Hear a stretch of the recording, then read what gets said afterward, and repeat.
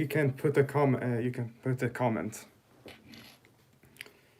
So hello readers, I'm the Avid reader, and today I'm doing a live stream as I'm going to be talking about the books I intend to read next year in 2023, which I will also review on this channel. So I've made a list here on my iPad. There are 29 books I've listed here.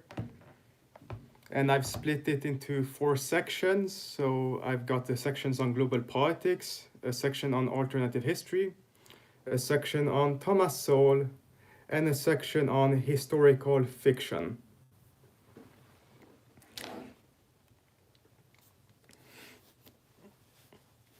And if anyone can hear me, it would... Oh, good.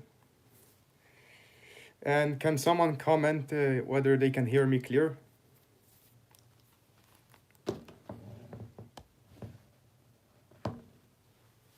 Okay, good. Everyone hears me. Thanks.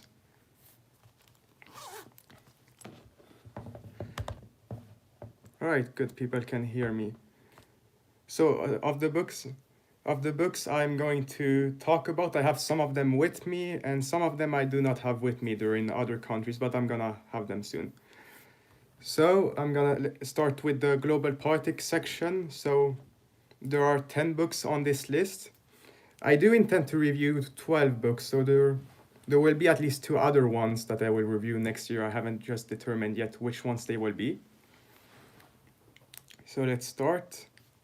So first of all, you've got The Next 100 Years by George Friedman. And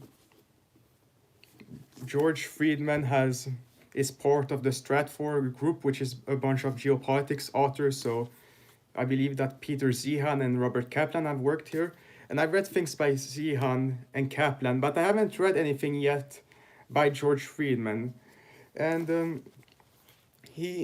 And this book, The Next 100 Years, gives a forecast for us for the 21st century. And it involves a lot of wars that are gonna involve somehow Turkey, Poland, and Japan. And there's things about China fragmenting and things like that. So I'm guessing it's a book similar to Peter Zihan's stuff. And I'm gonna probably see it as a bit pessimistic, but it still sounds like an interesting book. Then I have here Francis Fukuyama book on state building. So I've read one of his books already, The End of History and the Last Man. This one is on state building, so governments and world order in the 21st century. So I'm going to guess that this has to do with some of the American interventions in countries like Iraq and Afghanistan. Sometimes say that... Oh yeah, Hunger Games is a future history. Well, you could see a dictatorship doing something like that. But with the book State Building by Francis Fukuyama, I'm gonna guess it's about how to strengthen countries that have been invaded by democracies and make them stable. And Francis Fukuyama is a former neoconservative, and this was written when he was one, so this should be an interesting read on that subject. Then I've got a couple of Penguin Publishing geopolitics book here, so I've got The Dawn of Eurasia by Bruno Machas.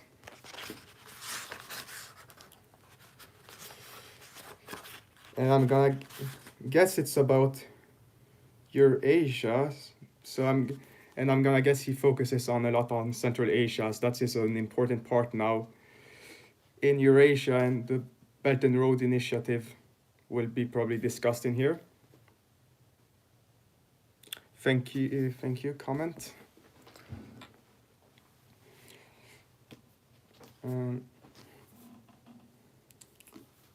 Then I've got another geopolitics books here, Asia's Reckoning by Richard McGregor. And I can see that Robert Kaplan has recommended this. And I have a feeling this is going to be about Asia and East Asia. I've looked at the section here, and there are chapters here on the 70s, 80s, 90s. and the 21st centuries. So yes, there are a lot of interesting books. And there's going to be, I expect a big focus here on Japan and Chinese geopolitics, and which is logical as they are the main geopolitical rivals regionally in East Asia. Then I've got a book here that, hi Uncle Bruno. Then I've got a book here that I know for sure that Zionists would hate, which is called The Israeli Lobby and U.S. Foreign Policy by John G. Mersheimer and Stephen M. Walt. And there's the subtitle here: How a Powerful American Interest Group Has Created Havoc in the Middle East, Damaged Israel Itself, and Now Threatens an Even More Perilous Future. So I'm someone who's generally more pro-Israel than Palestine, but it would be interesting to get another perspective on this subject. And probably I won't agree this much with this book. This is by John G. Mersheimer, an offensive realist. So he says a lot of stuff that I don't really agree with, but he still makes interesting arguments. And it's a smear to call this book anti-Semitism. It has nothing to do with that. So those are the geopolitics books I have in my possession, but there are some other ones I'm gonna mention here. So there's also the new map, Energy, Climate, and the Clash of Nations by Daniel Yergin. So this is of course about geopolitics of the energy markets, I guess. Yes, it is indeed important to learn about from opposing voices. In college here, my favorite history professor, and I graduated, was a gentleman from Germany who was in his late 60s, his granddad. Oh, that's cool that you had a German history professor in your bachelor program. Oh yeah, and he was outspoken German conservative and nationalist. Oh yeah, that's interesting. Yeah, and Massimo, he's my father, so a lot of these books I'm mentioning here, he has them over in Belgium. A lot of my books are with him, so some of these books I'm gonna get from there. But the new map, it's about the geopolitics of energy, and that should be interesting. Peter Zian's book, The Absent Superpower, the first 100 pages was a lot about the shale revolution, but I'm gonna guess that Yergin talks about a lot of other types of energy. Yeah, I know it's my father's book, not mine. But he lends me his books, I lend him my books. But I'm gonna guess this book talks a lot about, not only about shale, it's gonna talk probably about oil and green energy. So that should be interesting. Then there are several Peter Zihan books I wanna read next year. My videos by Peter Zihan, they were extremely successful, interestingly. So of course I intend to review more of his books next year. And he is a very interesting geopolitical author. I don't agree with everything he makes. I don't agree with everything he says, but he makes a lot of interesting. But he brings a lot of interesting ideas, and he's interesting in making you think of hypothetical scenarios. So first of all, you have. Yeah, Williams Library. Well, I have luck. From time to time, I have my father who watches my videos. But this United Nations, the scramble for power in a non-governed world, I'm gonna guess that's I'm gonna guess that's a continuation about Peter Zihan's books on geopolitics. I would guess it's a lot about the coming wars, geopolitics having to do with that. Let's see, live. Okay, let's see. I got another comment here. Professor introduced us into contemporary European life and politics. He's considered an expert on European historical diplomacy, and he recommended great books and novels. He is also an expert on Middle Eastern politics. Have you read Darkness at Noon? No, I have to look into that, what that's about.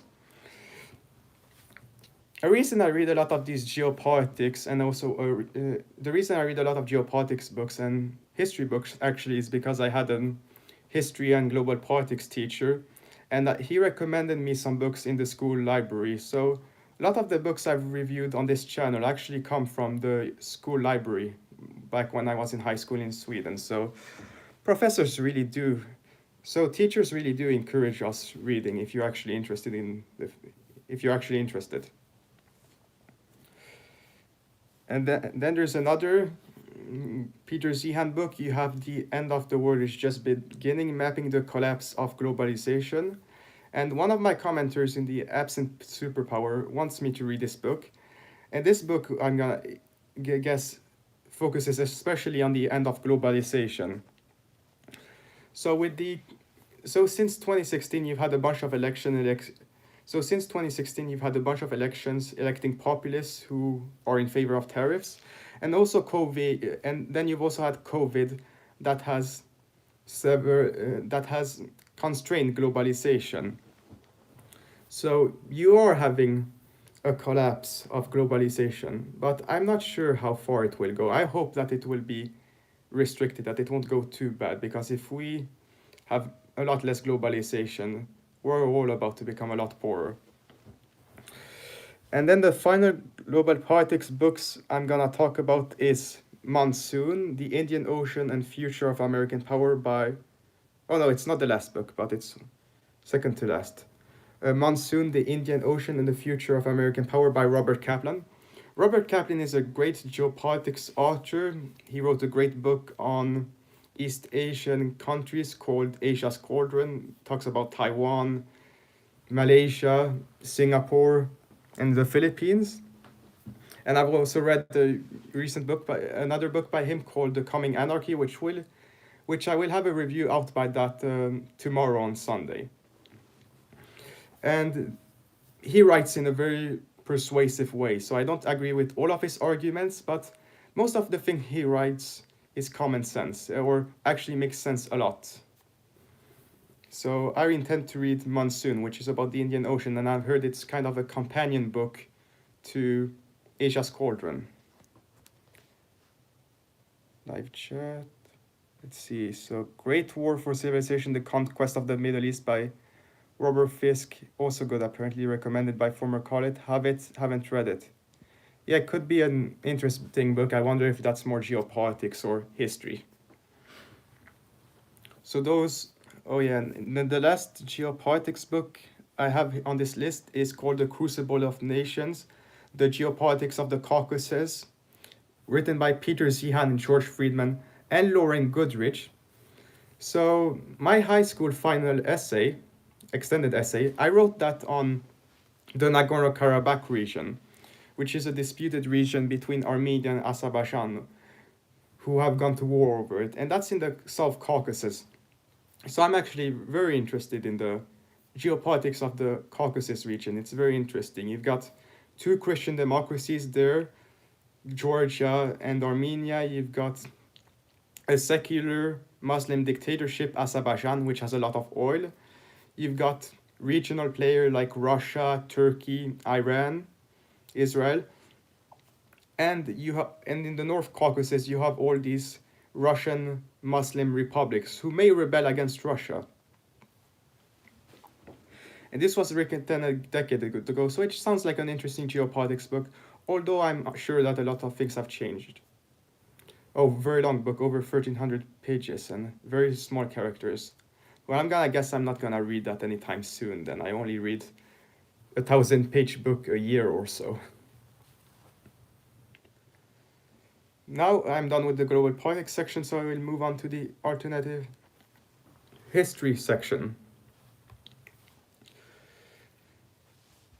Are you in school? I graduated with a bachelor's in history and now went back to become a school teacher.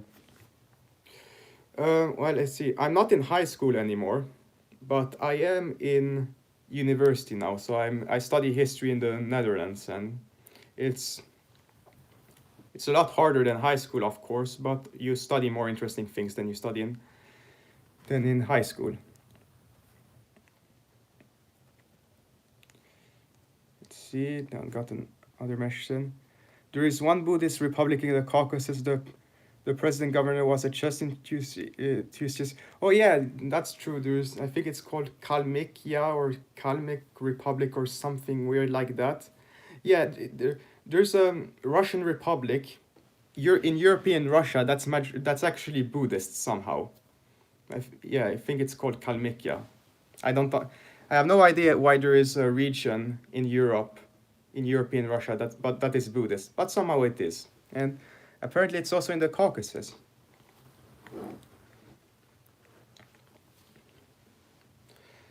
But let's talk about some of the alternative history books I intend to review and read. So I don't have any Turtle books with me here that I haven't read yet or reviewed.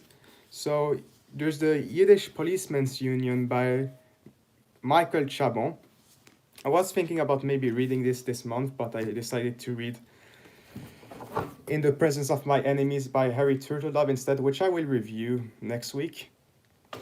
But this book, Yiddish Policemen's Union, think of the concept of Israel, but instead of taking place in the Middle East, it takes place in Alaska somehow. Oh yeah, it's also on your wish list. William's Library and I, we have a lot of books in common we intend to read next year, I believe. And we're both alternative history enthusiasts. But yeah, this should be an interesting plot. And I think there's a detective story in here also. And that's interesting, having a pseudo country that is Jewish in North America, that in a very cold place like Alaska. Then I have here Philip Kerr's Hitler's Peace, which is a novel I found in a bookshop a couple months ago. And yeah, Hitler seeks peace with the Allies in the autumn of 1943, which is an odd comment, which is an odd concept that Hitler would seek peace with the Allies since they had the thing of unconditional surrender during World War II. But it could possibly be possible since the Nazis really hated the East, the Soviets. They didn't despise the West as much, so they were considering towards the end of the war, okay, let's have a separate peace with the West and continue the war in the East. So this should be an interesting concept. I haven't read this. I haven't read any alternative history of Hitler trying to seek peace in World War II. So it should be an interesting book. Let's see. I bought the Turtledove book at the major book chain here in America. Book had a small mark on it and they reduced it to $5.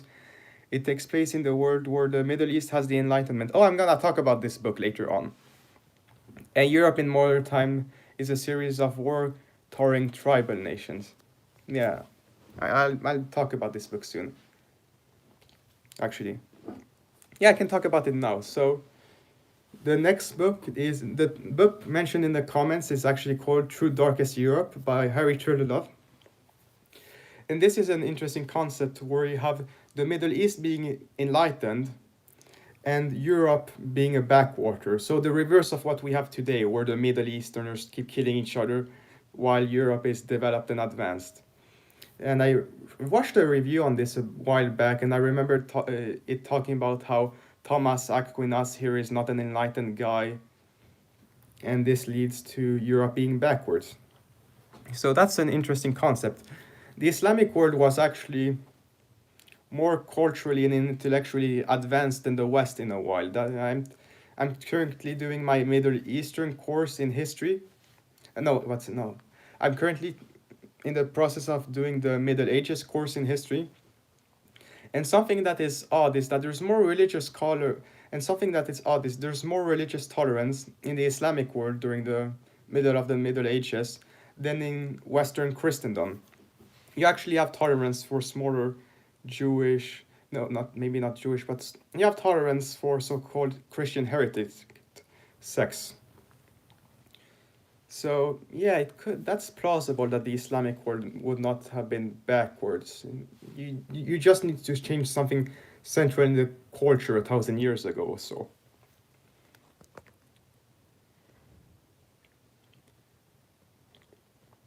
See more comments. Adding that one to my wish list. Third Reich Survivor is always interesting. Yeah, it is. I've read several books on the Nazis winning, and they're usually interesting. I also have a book from Turtle that is not so as popular, but one where Muhammad becomes a Christian and never founds Islam.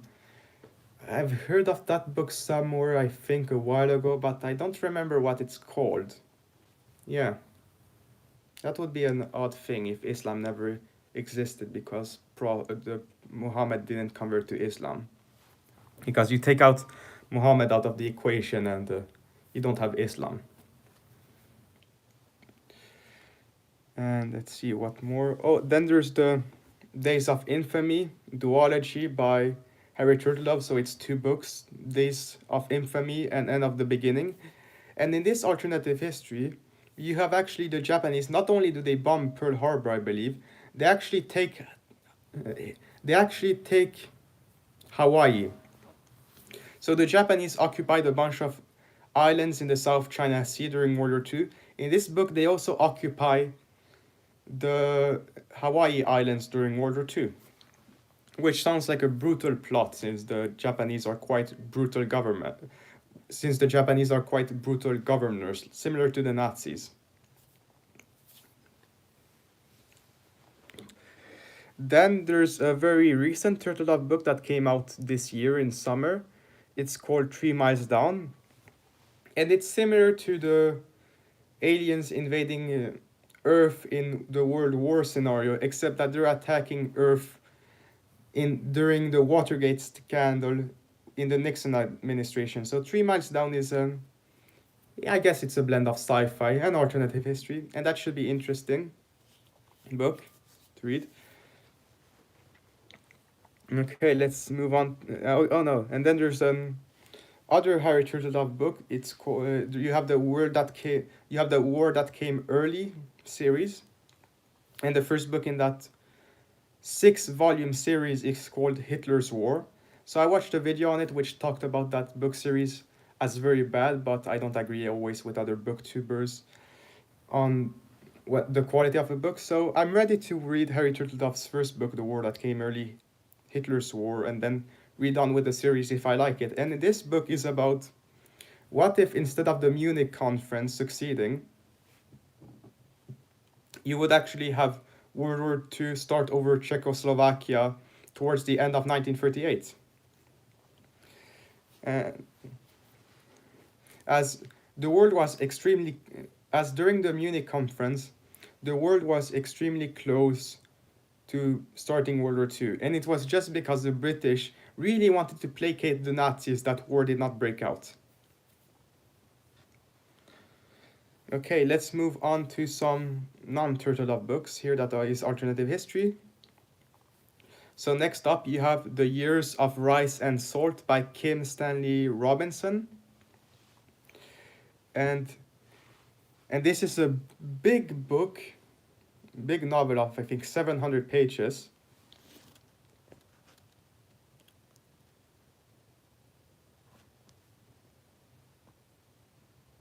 Here in America, there are a bunch of places to buy cheap new books. I got a bunch of geopolitics history and historical fiction for about €3 your money. Oh yeah, so I was visiting Alabama and Tennessee in April, and there was a bunch of great cheap used bookstores. So I bought, I don't know, 15-20 books while I was in the USA. It's great. In one bookshop, I for $15 or so, I got 4 books. So yeah, God bless America for cheap used bookstores. And you cannot find Harry Turtlelove in Europe in bookstores usually, but you can find him in the United States quite easily. Yeah, similar things with Thomas Hall. But The Years of Rice and Salt is about what if the Black Death, instead of killing something like 2/3 of people, or 1/3 of people, or whatever it was, it killed more like 99% of people in Europe, I believe it is. And then you have places outside of the West developing instead of the West itself. So I think you have the Islamic world and China and maybe Latin America who go to war with each other, and this novel spans over several centuries.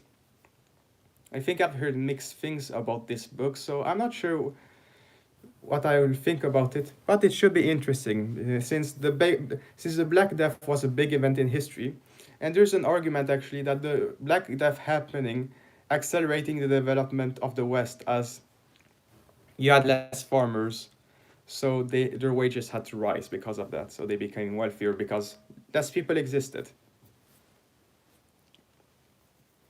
Then there's the Plot Against America by Philip Roth. And in this book, you have Charles Lindbergh, who wins the presidency instead of Roosevelt in 1940. And Charles Lindbergh was an anti-Semite. So in this book, you have the United States staying neutral during World War II, and slowly slipping into more and more anti-Semitism, and you get the perspective of a Jewish family. And they peacefully coexist, I believe, with the Nazis. And I'm gonna guess Europe goes to hell. And the United States slowly slips into authoritarianism, at least for Jews. I'm gonna guess it's similar kind of to Dominion. Let's see, live chat.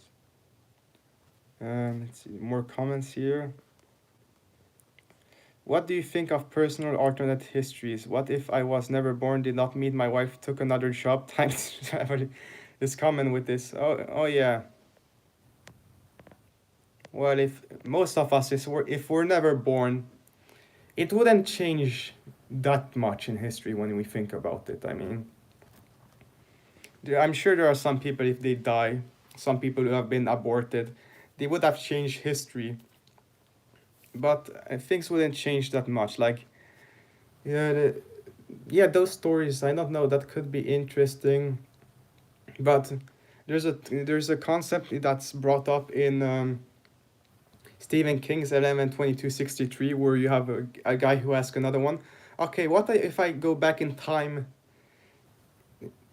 to kill my grandfather? And yeah, that sounds like a paradox. Oh, your grandfather is dead, so shouldn't you exist? But then there's common sense. Oh yeah. But then there's common sense. Why would you go back in time to kill your grandfather? So, yeah. There are some intellectual experiments in the head that when you think about it, it doesn't make any sense. So the question it asks aren't that relevant. Despite disagreeing with a lot of what you say, I really enjoy your content and I appreciate your vast knowledge. Keep it up, my man. Thank you. I've seen actually with demographics, I've looked at the statistics of who watched my Peter Zian videos, and I get a lot of Americans, and I think a lot of them come from California. Several of them come from California and New York, so I hope I succeed, but with my videos, I'm a libertarian and I'm right-wing, and I'm honest with my opinions, but I don't try to be patronizing towards people on the left. And I appreciate when you have people on the left who leave comments, and then we can discuss things in a polite and civil way. I know that a lot of YouTube is a lot of mud throwing between the right and the left, but it's good that we can have people on this community, both of the left and the right. They don't agree necessarily, but we can find things in common that are interesting and discuss and learn and be entertained from it. Let's see. Yeah, Lucky would be in cat heaven. Oh yeah. Yeah, my father adopted a cat called Lucky, who was a stray cat. So if he doesn't exist, I'm gonna guess that that cat wouldn't have been taken in by him, but he might have been taken in by someone else. Let's see. I really enjoy this channel, I will be honest. Hymns are beautiful. I've read non-fiction non-stop for the past 5 years, starting when I got the history degree. This coming year, I'm mostly going to just read fiction. Yeah, I've been reading now for about 4 years. I started reading actually on Christmas Eve of 2018, I got 2 books, Dictator's Handbook and How Few Remain by Harry Turtledove. And so since I've been reading for 4 years, I've always read a mix of nonfiction and fiction. It's always been a slight tilt towards nonfiction, maybe 55-60%, but I still read 2/5 fiction or so. And most book reviews here are about fiction. But yeah, it's indeed very fun to read about both fiction and nonfiction. Let's see. Also, who's your favorite writer of geopolitics? I made a small short of this, so 3 geopolitics authors I really liked were Tim Marshall, Robert Kaplan, and Peter Sheehan. But if I have to pick a favorite geopolitics author, I've only read 2 of his books, but Robert Kaplan, I'm gonna guess it may be him. He's the one who makes the most sense in geopolitics. A lot of geopolitics have underlying left-wing economic assumptions. Robert Kaplan understands some things in a very nuanced way. A lot of geopolitics is either you're plainly a liberal who believes that violence doesn't solve anything, or you're plainly a realist who believes that power is the key to everything and that human rights don't matter at all. And Robert Kaplan understands the importance of both human rights and power, and about the American presence in the world to influence things. So I would say Robert Kaplan. Although I do like Tim Marshall a lot. All of his geopolitics books are quite interesting, but those are more introductory books to geopolitics. They don't go as much in depth as Robert Kaplan necessarily does. Let's see.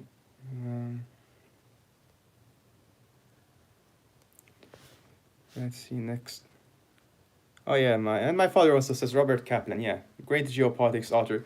He wrote my favorite geopolitics book, Asia's Cauldron. That book describes why Singapore is a success, why the Philippines is screwed up, why Malaysia went well, and an interesting part of that book is also talking about that Chiang Kai-shek, yeah, he was horrible leader in China during World War II, quite brutal, not as brutal as Mao, but similar.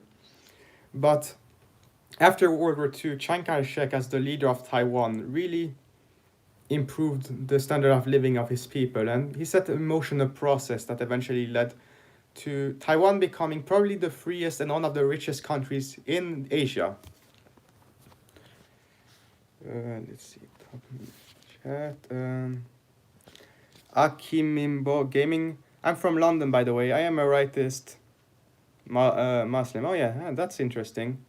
Yeah, when I was in high school, one of my few friends there, he was actually a Pakistani communist, so the polar opposite of me. So he's a hardline communist and I'm a hardline libertarian. So yeah, we can coexist even if we disagree politically.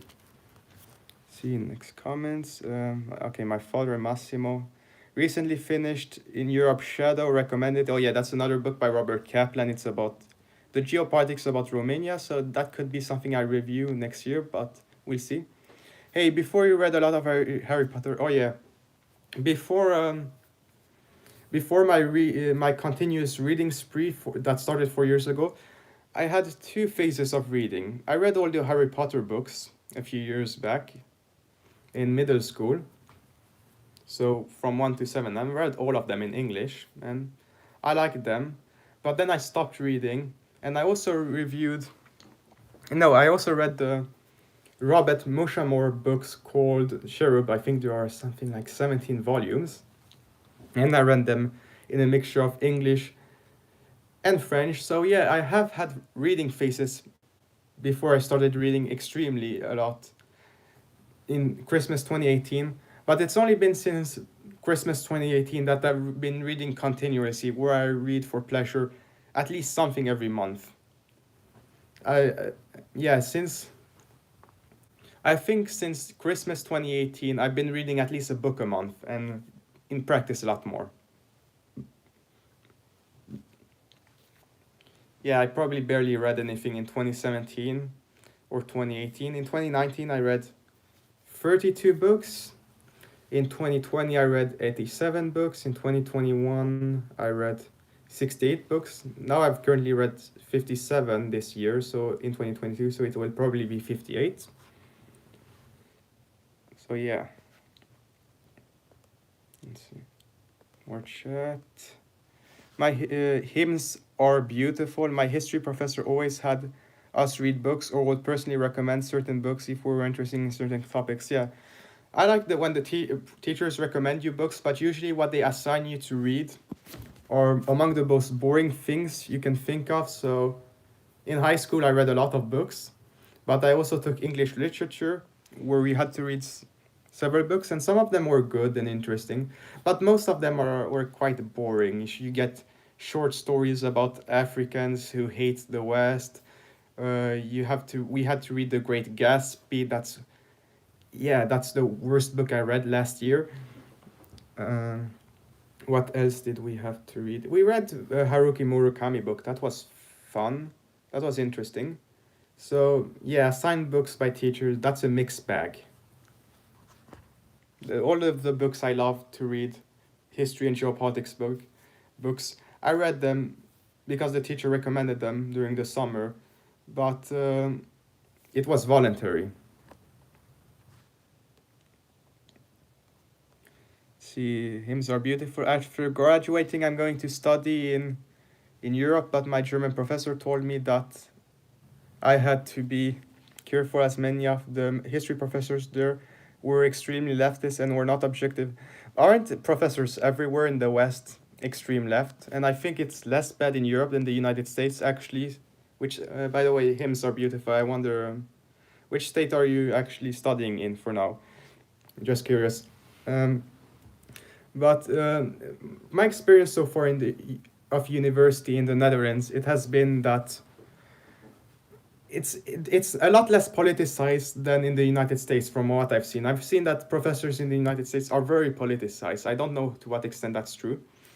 But in the Netherlands, they mostly ignore politics, so they treat depends on the course. So in the ancient history course, it was objective, and they talk about these societies, the good, the bad in them. So it was balanced. In my Middle Ages course currently, yeah, there's some politics in that from time to time. Oh, look at how the Crusades are connected to January 6th. Oh, look how this thing that this priest said 1500 years ago, oh, that's sexist or misogynistic, but it's not that bad. You can ignore it. I mean, they won't spend time on left wing politics in university here. In my experience, on more than 10 minutes in the lesson, and in a lesson of 1 hour and 45, that sounds fine to me. Let's see. Hymns are beautiful, but I'm sure there are extreme leftists in university here. It's just that they are less. They're less annoying than in the United States, I'm gonna guess. But I have a feeling that one of my professor I've had maybe is a communist, and then another one he said something that basically said that feudalism is the image of what libertarians want, which is the craziest thing I've ever heard.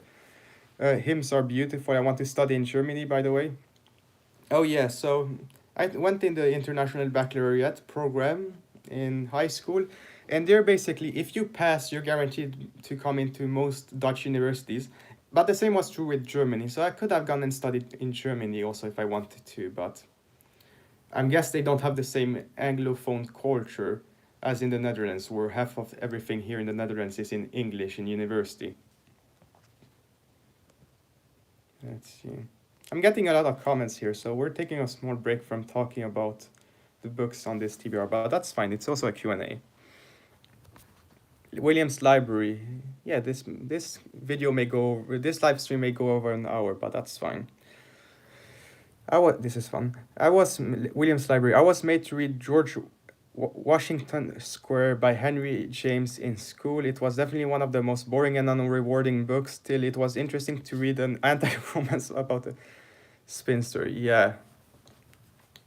Yeah, and when I took French, when I was in the European school in Belgium, in French class, we had to read a bunch of books which were not necessarily interesting. And it's not only that you had to read them, it's afterwards that they give you a quiz expecting that you remember everything about each chapter, which was annoying. Hymns are beautiful. Oh, I decided to forsake that and teach grades 4 through 9. Oh, yeah. In America, the pay isn't great, but you get a lot of free time off. And all of the teacher I know spend their free time reading books. Sounds good. Yeah, I know a lot of teachers, they enjoy reading books a lot. Not, yeah, with teacher pay in the United States, I'm gonna guess it varies from place to place. I think in San Diego the salaries are greater, but I'm gonna guess it depends on this on the teachers' unions how much you get paid and in which location are. So that salaries probably vary a lot in the United States. So I'm getting that second degree right now. Okay, you getting that second degree in what, history? See, hymns are beautiful. I know a lot of teachers that leave school and read for fun, whatever interests them. Yeah, for 4 or 5 hours for 4 or 5 hours a day. Yeah, that sounds fun. Yes, it would sound like a fun life if you didn't have to work that much. That you could be in very early retirement and just read 4 to 5 hours. Yeah, during some of the last summers I've read for 5 hours some days, and that's been among the most fun I've had. Okay, I'm Biko Bongi. All right, mate. It's been a pleasure. Gotta go. I get that. Okay. See you. You can comment in more videos. I hope it would be nice to see you there. Not all by my father Massimo. I'm not sure. Not sure what he means necessarily by that. Okay, hymns are beautiful. While some do, I follow them on. Some do. Oh yeah. Let's see. Ciao. Okay, my father is sleeping. Okay, ciao. Yeah, so yeah, I know for sure a lot of teachers read for fun, but a lot of them don't. So it varies from teacher to teacher. I read more. I know one teacher in Belgium. I know for sure I read a lot more than her. Okay, so that's all the comments I've read so far here. And this stream will probably go for more than an hour, surprisingly, but it's fine. I have time. So next book here in alternative history is Conquistador by S.M. Sterling. So I've read one book by S.M. Sterling so far, which is called The Sky People, and it's the worst alternative history books I've read ever. But I've heard that S.M. Sterling is the second biggest alternative history author behind Turtle Dove, so I'm prepared to give him one last chance. And Conquistador is a standalone novel about time travel somehow and alternative history, where you have indigenous societies in the United States who are advanced and developed. So that sounds interesting. So I'm giving S.M. Sterling one last chance in Conquistador. Let's see. More chat. What language do you particularly speak? Let's see. So my mother tongues are French and Swedish. But I read, write, research. Everything I do pretty much is in English. So I'm most fluent in English, ironically. That's my best writing language. And but my thoughts are in a mix of English, French, or Swedish, depending on the context. And I also took a few courses in Italian, so I speak a very little bit of Italian, but I'm very bad at it. Although I can understand a lot of it since it's similar to French. See, next comment. What do you want to do after you finish your schooling? Let's see, so for sure one thing I want to do is to move to the United States, since if you're a libertarian or someone who likes to think, or someone who likes to be very individualistic like I am, I have a lot more common with Americans than Europeans, so hopefully I can move to the USA eventually. I'm getting my bachelor right now. We'll see if I get a master's and PhD afterwards, but I'm hoping to work at some think tank maybe in the United States eventually, or maybe work for a State Department as a foreign policy analyst. I really love geopolitics, so I want to work in the field of foreign policy in one way or another. probably, and I want to work for the United States if I can. Otherwise, plan B might be to go to Alberta in Canada or go to Czechia in Europe, or I don't know where. But hopefully I can get to the United States. Of all Europeans, I know I'm the one that's most pro-American, so, weirdly. And I have some American relatives, so yeah, I'm gonna go have a few exchange months probably in the USA for in a couple years. So that should be fun. Let's see, no more comments for now, so let's move on to next. So I talk about the alternative history books here. That's the list, and I will read at least 2 more alternative history books next year that I haven't talked about. I don't know which ones, and I will review them. But now let's move on to Thomas Sowell books. So Thomas Sowell is my favorite non-fiction author. He's awesome. He's a great economist. He's part of the Chicago School of Economics. He's over 90 now, and he's written something like 40 books. And he writes in such a interesting way economics and history. And when you read Thomas Sowell, you realize that a lot of things that he'd written in history books or geopolitics books, they don't make sense because they ignore basic economics. Let's see, there's another comment here. That history professor I had from Germany got a job with the State Department at some point. He wanted to really be a professor, so he eventually left it. Oh yeah. Yeah, I thought about it, but I don't want to be a professor at university. I don't want to work in academia. First of all, I don't want to teach. Second of all, I don't want to be surrounded by a bunch of people on the far left. And I've heard that American universities are very intolerant of people on the right or in the center. So, but the State Department, I'm gonna guess the State Department is quite open-minded for something, since they only care about what you can contribute, not necessarily which way you lean politically, I'm gonna guess. Let's see.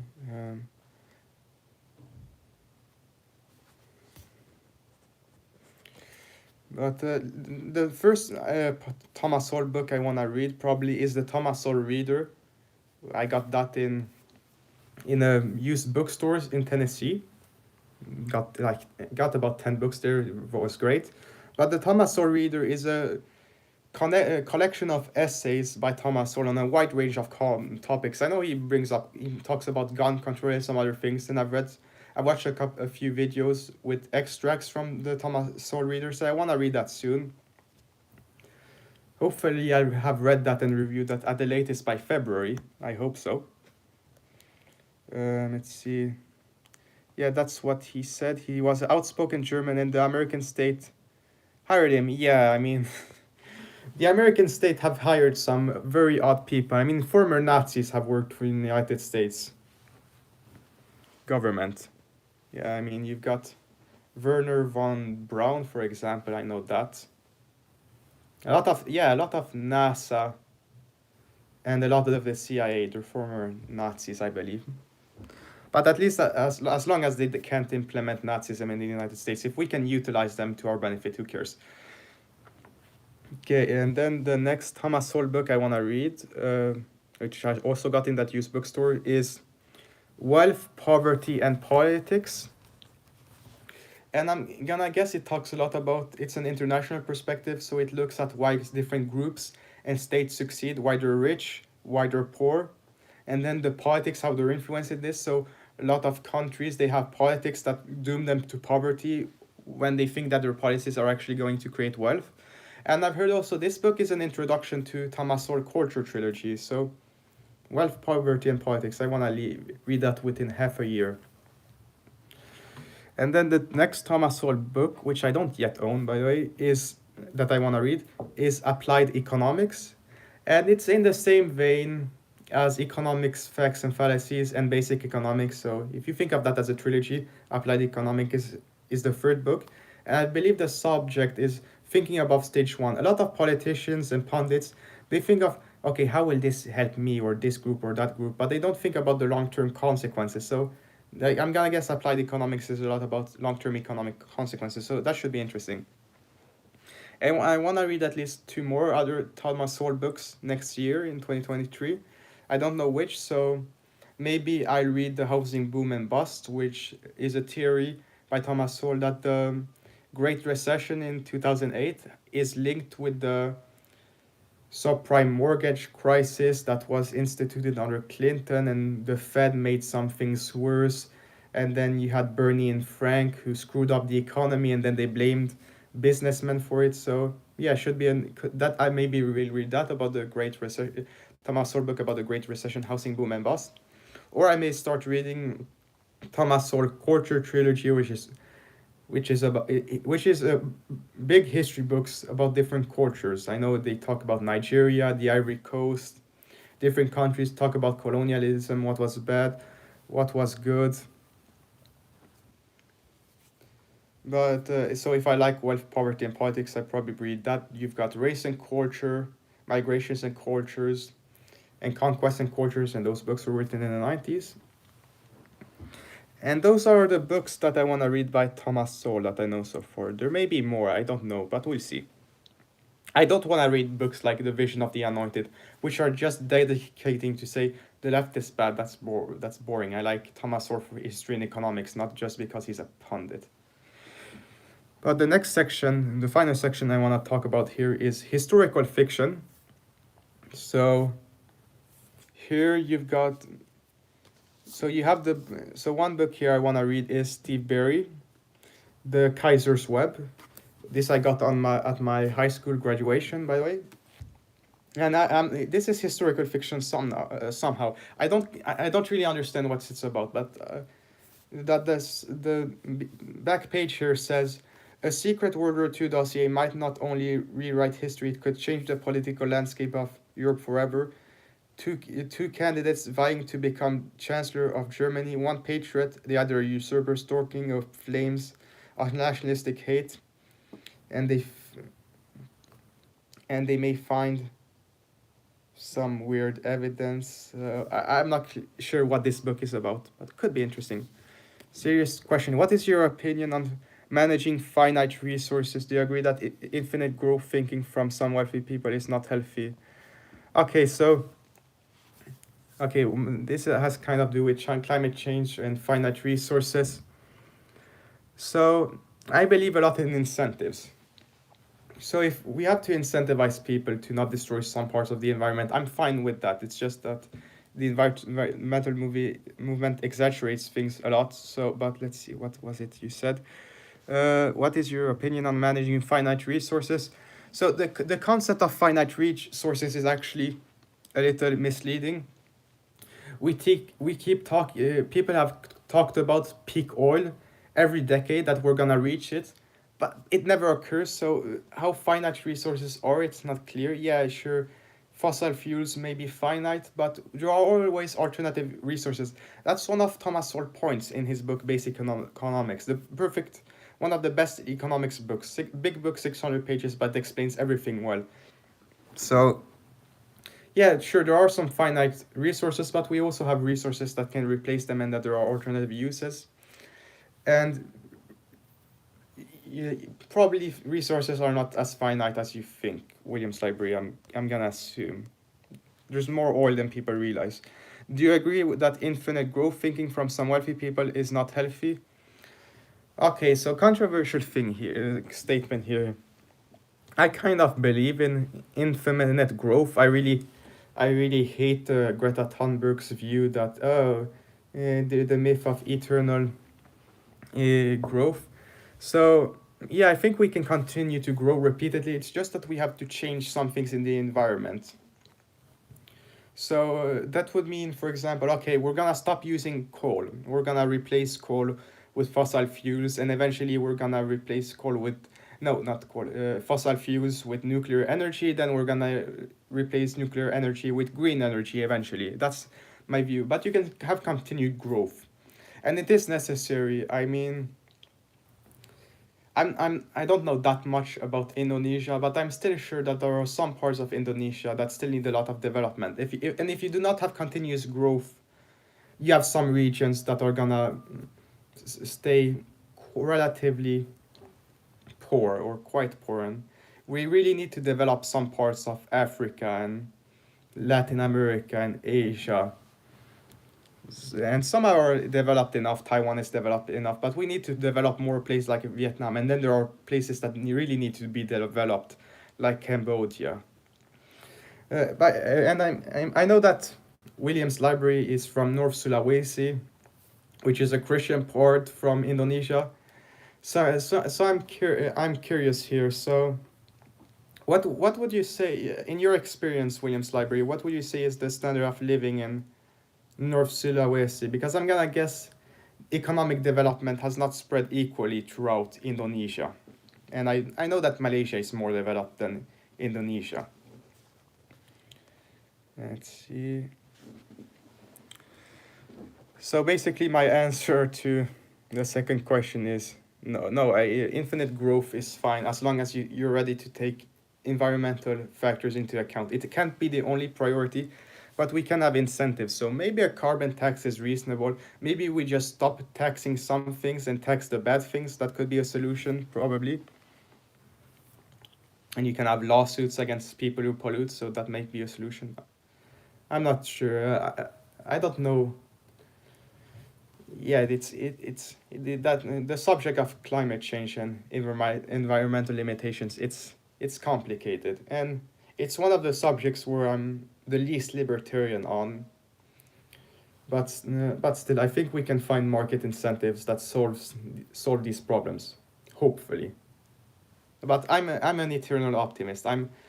My life is that most people are optimistic about their own life and they're pessimistic about the world. My life, I'm kind of pessimistic with myself sometimes, but I'm really optimistic with the world. I mean, the world has gotten much better in the last 30 years, and I believe it can get much better in the coming years also. But let's see, the next historical fiction book I want to read about, and this is the book I'm gonna read about during the. This is the book I'm gonna read during the Christmas break that is coming up in a week or so, and it's Ken Follett's Fall of Giants, the first book in the Century trilogy. So you know how Turtlelove writes these long series of books that span decades? Well, Ken Follett did the same thing with this book. These books. The Century trilogy covers the 20th century, from the First World War to the end of the Cold War. And this book is about, you follow 5 families, so you follow a lot of characters evolve, and you get to witness the events of the First World War, the Russian revolutions, and women fighting for the right to vote. So I think it starts in 1911, and I think it ends in 1923. And as you can hear, or I don't know, maybe you can hear this, but it's a big book, over 900 pages. So yeah, this is gonna be hopefully this will be a fun reading experience. I've read one Ken Follett book called The Man from St. Petersburg, which happens just before World War One. That was a great book, so hopefully this is a good book, another good or great book. Because I hope I can read more. I hope I can find more Ken Follett books that I can enjoy, and I'm optimistic about him. Okay, next chat. Yes, growth and development is uneven here. Most people here don't care about the future. They skip work and get yelled at, and don't care about as long as there is food on the table today. Oh yeah. Oh yeah, that sounds similar to the culture in the Philippines. Maybe that's a generalization.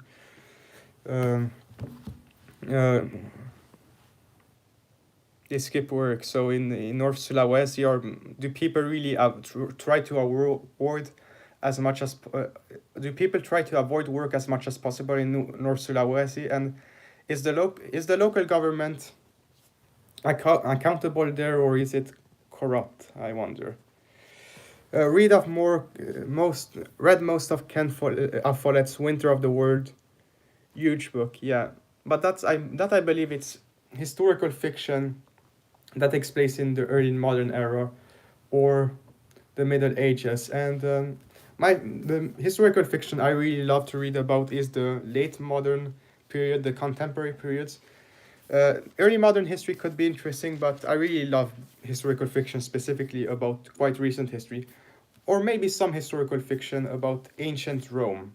I like the Cicero trilogy, but generally the history related books I read about, it's about history in the last 300 years. Let's see, I never want an e-reader, but found an Amazon tablet for 37 euros your money as part of a Thanksgiving deal. In America, libraries are now partnering up with an ebook sharing service. Yeah, here here in the Netherlands, I've struggled to find the physical textbooks, so I've had to get them as ebooks and read them on my computer. But I think an e-reader could work. I've understood that the light on it, it's not that bad. You can read that.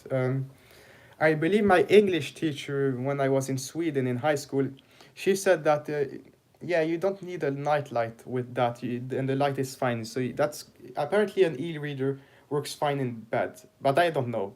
I don't know. I don't have experience with an e-reader personally. I've seen one, but I've never used one. But at least it's probably cheaper to have an e-reader than physical books, and also weighs a lot less. I mean, you can see this pile of books, and I own at least a couple hundred books, I think. So having them on a e-reader is probably more efficient, but less fun, I'd say. Hi, Will. Oh, my brother Grey Ark Gaming is here. His real name is... I'm not gonna say his real name. He can say that if he wants to. Yeah, hi, Will. Yeah, hi, little brother. I'm in the Netherlands. He's in Sweden. Hymns are beautiful. I've typed in Turtle Dove and found like 40 books of his I can rent right now for like 3 weeks, like checking out the library at the real library, and read it on my Kindle. Oh yeah, that sounds cool. Yeah, you don't have Turtle Dove books in these libraries over here, but yeah, that sounds like a good deal. Okay, Bruno P. World War II setting. Oh, no, I understood when he talked about Winters of the War. I understood. I'm confused. I was thinking about some other Ken Follett book, Edge of Column or something like that. Yeah. Oh yeah, Winter of the War. Oh, I see what he talked. That's the second volume in the Century trilogy. Yeah, if I like Fall of Giants. This Christmas, I'm gonna read Winters of the World. Next Christmas, I believe. So yeah, Winters of the World. That may be an interesting historical fiction book, and the follow-up of Ken Follett's Century trilogy taking place in World War II. So yeah, I may read that next Christmas, but not this Christmas. Let's see. Salut David, cool nickname. You can mention my name. I've used it in some videos. Okay, so yeah. So my brother David is in the chat right now. He's my younger brother. Yeah, lives in Sweden.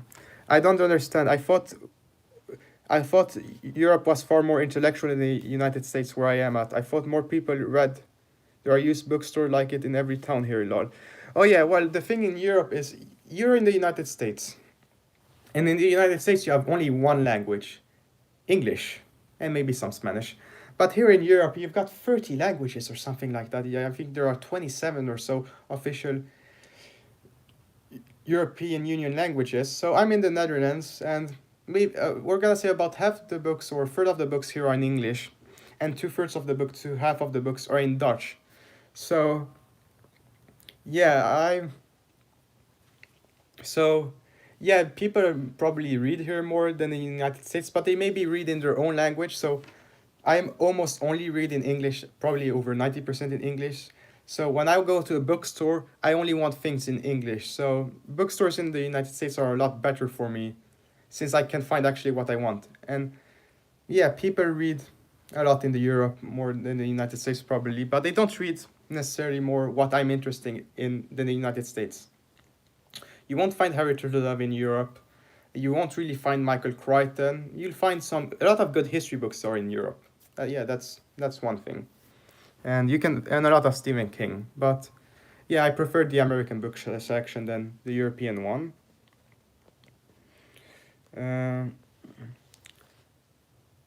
But I thought Europeans read more. If you can't find Turtledove, I am surprised. Yeah, but Turtledove is an American. I'm gonna guess it's popular in the American South, especially. But yeah, I've seen one Turtle Dove book in one used bookstore, and my father found it in a book convention. But Turtle Dove is often quite US focused or related, right, William? Yeah, most books, most Turtle Dove books I read are American centric. So let's see, Southern Victory series basically only happens in North America, Canada, and the United States. World War series that takes place over the world, but then you have the Atlantis trilogy that's only in America, basically. The Hot War trilogy that takes place around the world. Let's see, Rule Britannia that takes place in Britain. So yeah, most Turtle Dove books probably takes place in America, although he has some books that take place in Europe. So I'm gonna guess Europeans care more about themselves and Americans care more about themselves. So since Turtle Dove is focused on America, he's more popular with Americans naturally. A lot of his things are Civil War, and I guess Europeans don't care about that much about the Civil War in the USA. I'm gonna guess they care more about World War II in Europe especially. Let's see. Good to read in different languages, I believe. I can get more perspectives. Yeah, and there are some books that you can only read in a certain language. So from time to time, I may read a book in Swedish. Sweden actually has written some interesting. Swedes have written some interesting history books. I've read probably a dozen or so. Swedish history books, and they're quite good. I read one recently. I read one recently on Jean-Baptiste Bernadotte and Sweden during the Napoleonic War, and that's only in Swedish. So yeah. And someone retracted their message. So, but whatever. You should definitely come to America. You can find books so cheap. Well, I go to America as much as I can, but I'm 19. I'm a student, and I'm dependent on my parents. So whenever they want to travel to America, I'll go with them. And hopefully I can get a job someday where I can afford to go to America myself, or I can move there maybe. Or if I live in Canada someday maybe, as I'm a Canadian citizen, I can just go hop over the border to the USA. Like I said a few years ago, I purchased what amounted to like 100 history books for cheap for like 200 euros. Yeah, I can relate to that. I went one used bookstore in Tennessee. I got 10 books there for less than $100. So yeah, you have got great used bookstores in America. We've got in Belgium. They've got something called Pell Mell. That's also kind of a used bookstore. Books are also very cheap there, but of course the selection in English is much smaller. Most books there are in French. Top chat. Okay, history book. Yeah. But yeah, I've at Pell Mell we've gotten like a half a dozen books for 30 euros, I think. Or less. Yeah, that's incredible. Okay, those are all of the comments so far, so let's talk about another book. But yeah, Full of Giants, I'm reading this in Christmas. I've read Stephen King books in the last 2 Christmases, and I'm gonna try Ken Follett in this one. Then another book, I know that William's Library is going to be excited about this. I intend to read Conclave next year by Robert Harris. And this is about the election of a pope. And I think it's elects the pope after the current Pope Francis dies. And you have 108 cardinals meeting in a conclave. And they have 72 hours to decide who is going to be the next pope. So this is not really historical fiction, but this is my channel, so I can classify whatever I want as historical fiction on my channel. But yeah, I expect I'll read this sometime next year. Conclave by Robert Harris, electing a pope. I don't necessarily like the leadership of the Catholic Church, but could be interesting to see the dynamics there. See some more. And in English too, more novels at Pell Mell. Yeah, not so much non-fiction. Yeah, surprisingly, I found a libertarian reader at Pell Mell, but I've gotten several Crichton books. I've gotten several Michael Crichton books at Pell Mell. Or no, I've gotten Ken Follett books there, Michael Crichton books, and a few history books. So Pell Mell, yeah, not that big selection, but you can find a lot of good books there, but mostly fiction. Yeah, there's a small non-fiction section, very big fiction section. And then I've got here, this is the last physical book I've got with me, but I've got Blackout by Simon Scarrow. And it's historical fiction taking place in Berlin in December 1939. And the plot sounds very similar to Fatherland, the plot itself, not the thing that the Nazis win World War II, but the fact that you have an agent who's investigating something. So a woman is murdered, inspector is under pressure to solve his case swiftly, under suspicion by superiors for not joining the Nazi party like the guy in Fatherland, walking a perilous line. So this Blackout is a very similar plot to Fatherland, so let's see if it's as good. Probably not, but should sound interesting. Blackout by Simon Scarrow. I actually found this in a bookstore in Venice when I was there in July. Yeah, so that's all the physical books I have with me, but I'm gonna talk about some other ones also. Let's see more comments. Lots of people who know English in Brussels. Yeah, in Europe, I guess most people know English, or in the West, in Brussels, in the Netherlands, most people speak English well here. Although some people pretend they don't speak English because they think they're superior, like Germans and French people like to do that. But yeah, most people speak English here. One store near me is a cheap bookstore, not a charity store, just they buy stuff that other big stores couldn't sell, and they buy it at a discounted cost. Capitalism sounds good to me. I don't care how they got those books. Less cheaper books for me, good, sounds good. Although not necessarily good for that business. But yeah, I think pell-mell, they buy books really cheaply because you can find books there for 2, 3, 4, 5 euros. So the person who sold them that book, what did he get, €1 or 2? Yeah, that's nothing. Yeah, selling your books to used bookstores, I'm gonna guess you're not getting a lot of money for that. Maybe not even enough for lunch. Let's see more comments. Adding that one to my list. Also similar to Guardians of the Beasts by Jeffrey Deaver. Yeah, I think that Williams Library, that was the book you reviewed a few weeks ago, I believe, with some spy in Germany during the Olympics. So yeah, that could be interesting. Hymns are beautiful. They get history books that they didn't sell at other stores and literally sell them for 2 euros. It's crazy. The books are easy to read, no writing on them. Oh yeah, nice. Oh yeah, so you get the quality. It sounds like you get the quality of a regular new print book for a price of a used book. That's the best of both worlds. Oh yeah, it was Williams Library. Yeah, good. My memory is not bad. I'm 19. Good that I don't have Alzheimer's when I'm still in my late teens. Hymns are beautiful. I haven't read that book, but I have the book. Oh yeah, I haven't read Fatherland, but I have the book. Yeah, Fatherland is the first fiction book I read by Robert Harris. It's fiction. It's alternative history, so that it's one of the most famous books about the Nazis winning World War II, and it's great. It's not the best Robert Harris book, but Hymns are beautiful. I certainly recommend you to read it. Well worth it. Yeah, and there's one moment towards the end of the book where when I read it, I was like, oh Jesus Christ! I read it and then I went, okay, I'm closing this book a little bit.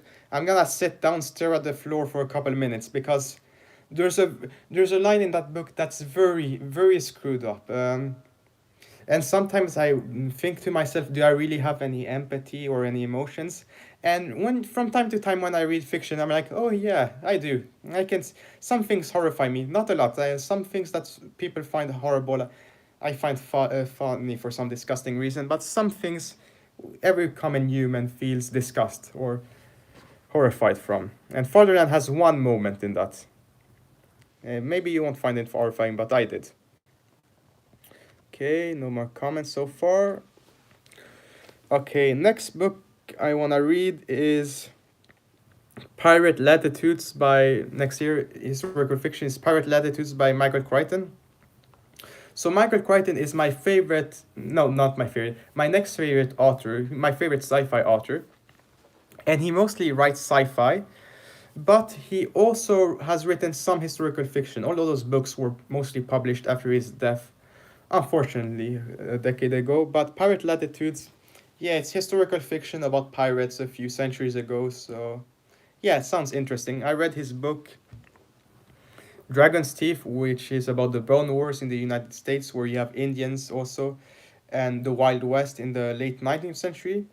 I think it takes place in 1876. It was a great book, not Michael Crichton's best book, but basically everything for me that I've read so far, Michael Crichton touches, it's gold.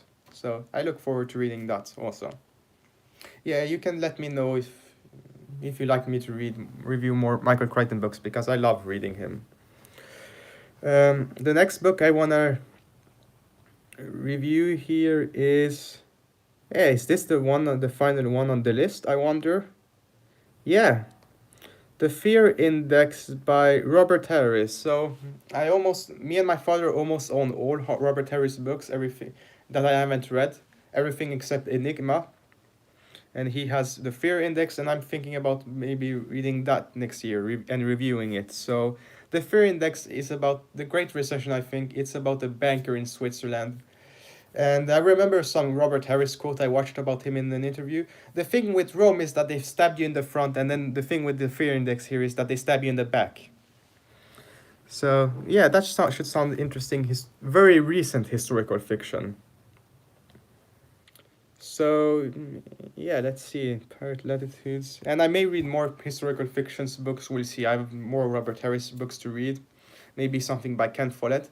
There are there are Harry Potter books that are historical fictions that I wanna read. Maybe something like Fort Pillow, which is a Civil War novel about a bunch of African American soldiers who get massacred by the Confederate Army. So yeah, if you have any more questions, you can ask them now. Since yeah, I'm gonna check on this list, but I think this is I've talked about all of the books I wanted to talk about here.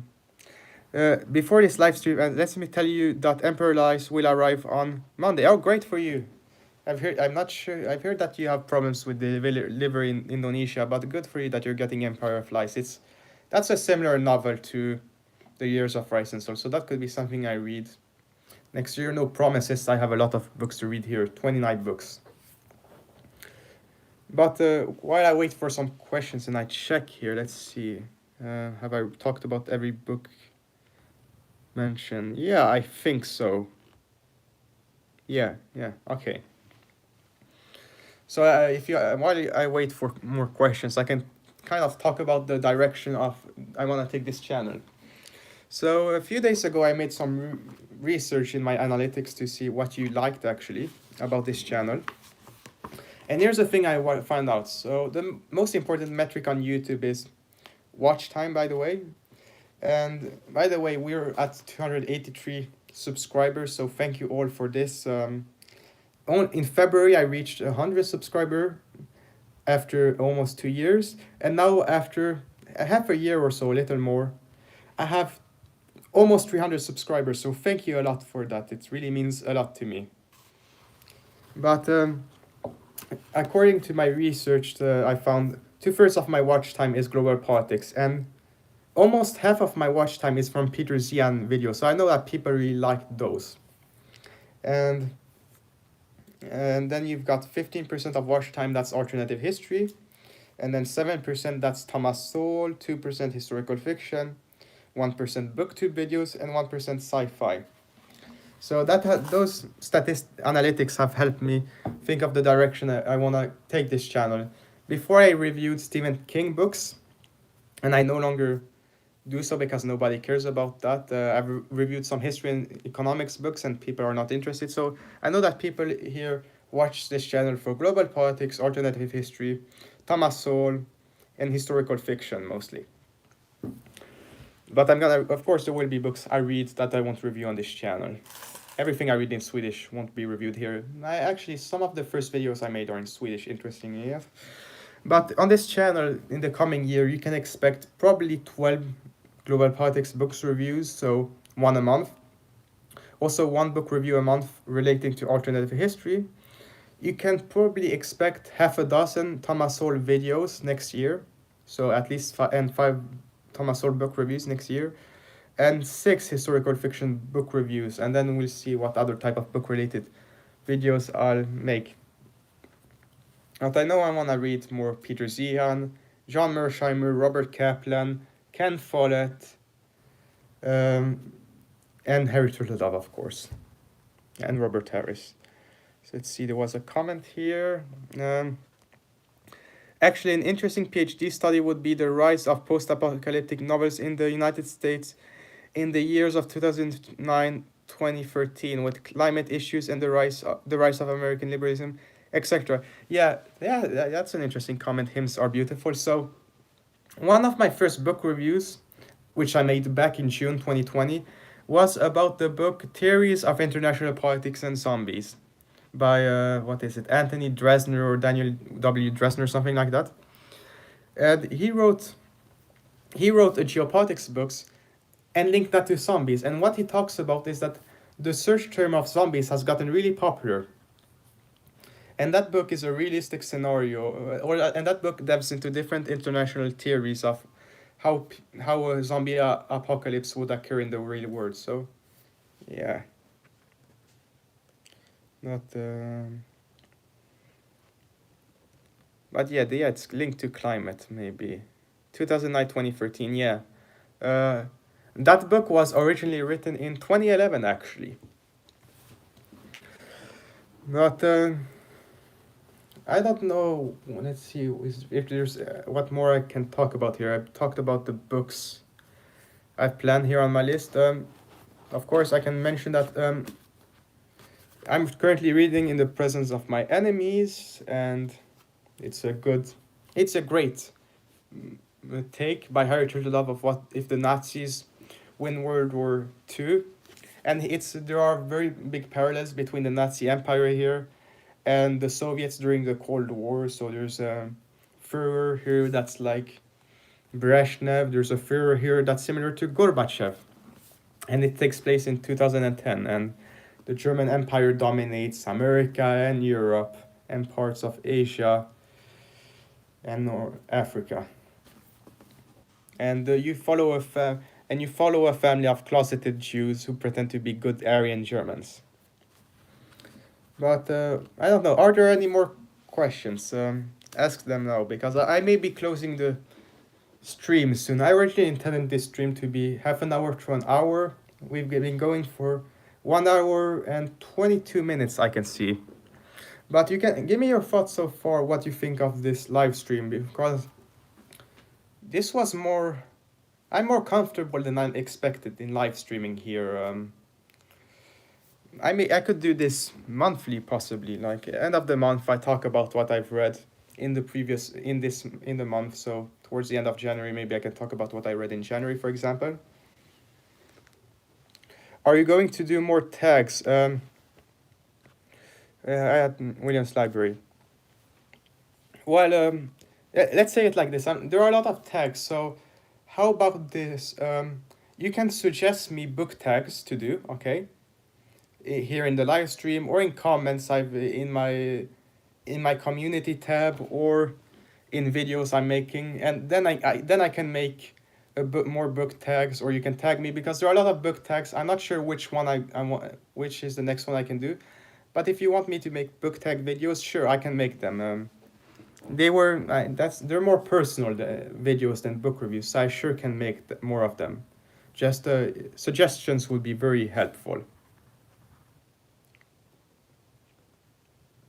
Let's see, Williams Library, I had fun, I enjoyed it, great. I enjoyed your live stream also.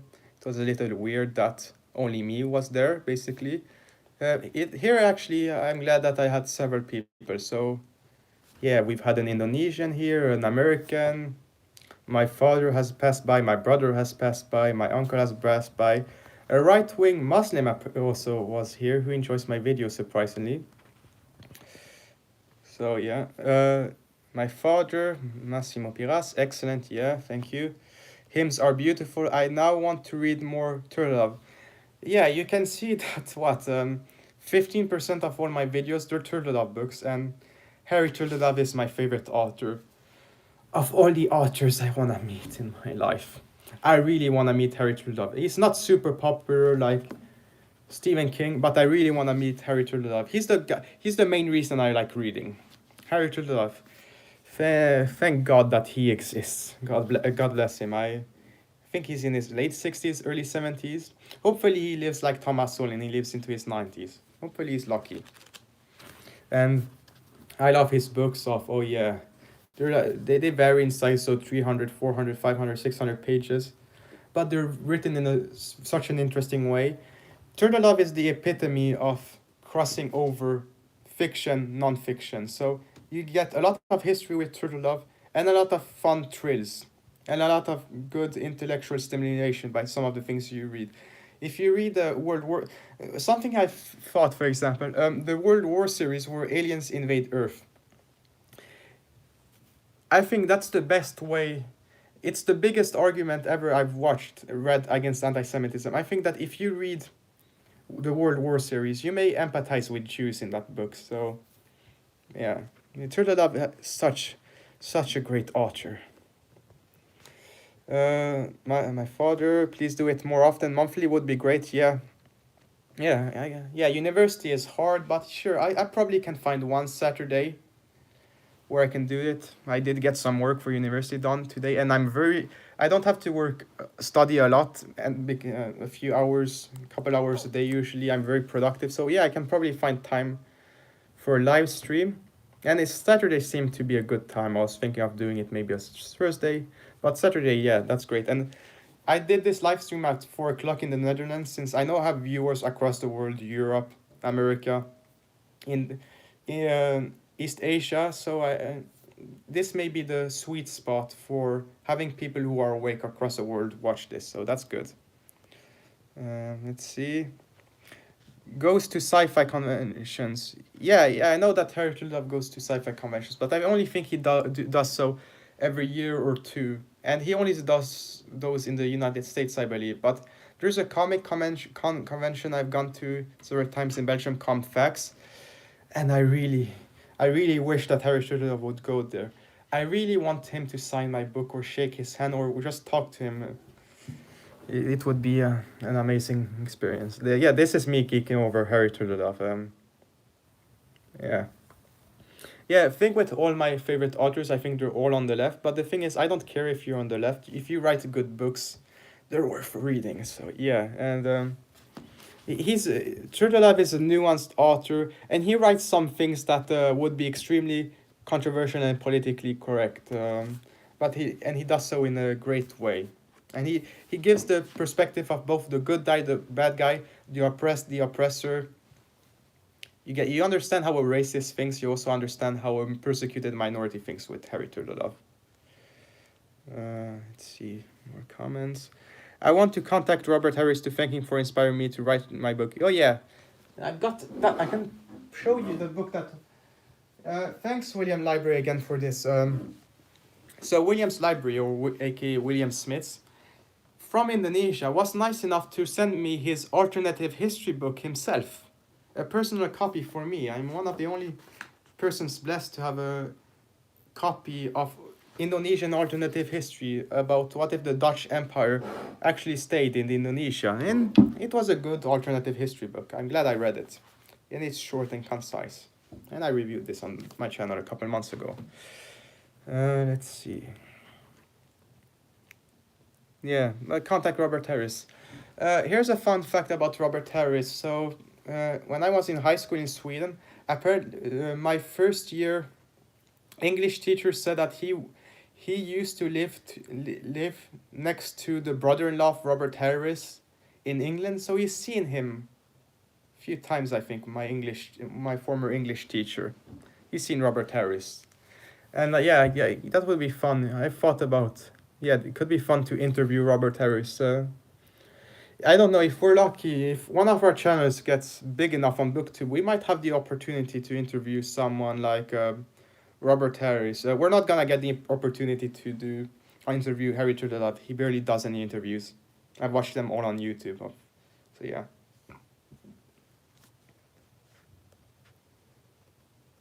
By the way, Turtlelove knows a lot about Byzantine history. He has a PhD in it. And in the Middle Ages course, we talk a lot about Byzantium, interestingly. So they're quite important. The Greek Orthodox in the Middle Ages are quite important. Byzantium. The Eastern Roman Empire that lasted a century. Yeah. Yeah, okay. I don't know if there are, and if any one of you have any final thoughts. Do I have any more thing to say? Oh yeah, let's talk about briefly. I can briefly mention what of the books I read, what I really liked. So far I've read 57 books this year, as I said, and of those books, I read several amazing books. So I really liked Disclosure by Michael Crichton, which reverses the gender roles in sexual harassment. Thanks a lot, William. Really enjoy it. Thanks, Dad. So that's one amazing book. I read Act of Oblivion by Robert Harris, where you have people who cut the head of the king. They're being pursued by other people. That was another amazing book I read. The Atlantis trilogy by Harry Turtlove, where you have an island in the middle of the Atlantic, which becomes de facto the United States. That's an amazing trilogy. That's among the best books Harry Turtlove has written. Let's see. Thibault Leblanc is the earliest alternate history that I know of, written just after the Middle Ages. Yeah, I wonder if in the alternate history iceberg video by Alternative History Hub, William's library, he basically says that this was the first fiction where people imagine, oh, what if the Roman Empire didn't collapse, or what if they weren't conquered by the Muslims? And it's I believe it's been called that it's doesn't make sense. I've heard that very early alternative history is not plausible at all. But yeah. Oh yeah, and speaking of which, the oldest alternate history book I've read, it's also my favorite alternate history book which I read this summer, and it was also amazing, which was called Lest Darkness Falls, I believe, by L. Sprague de Camp.